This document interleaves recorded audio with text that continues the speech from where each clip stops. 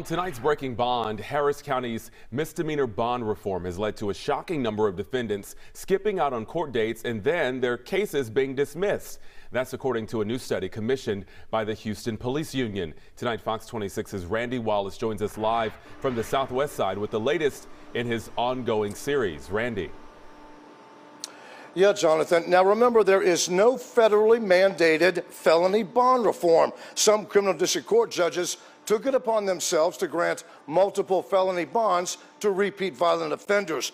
But misdemeanor bond reform is mandated, and some say it's creating a chaotic misdemeanor court system. This is 28-year-old Miranda O'Donnell. She has half a dozen mugshots and just as many misdemeanor charges for crimes like DWI, drugs, and theft. She's the reason a federal judge put the O'Donnell decree in place in 2019. That means no one charged with a misdemeanor in Harris County has to post a cash bond. In the misdemeanor courts, they're not getting a bond. They're just told, hey, show back up on this date. Well, obviously they're not showing up. The Houston Police Union commissioned this study. All the information came from the Harris County District Clerk and the Texas Office of Court Administration. Because it's just unbelievable in the misdemeanor courts what's going on over there. And they can't keep up. There's so many cases they can't keep up because they're continuously resetting them. The study looked at the week of October 11th through the 15th, 2021. About 9,000 cases were on the dockets of all 16 Harris County criminal courts at law. According to the study, during that week, out of every 100 cases set on the docket, just under 16% of the defendants actually showed up for court.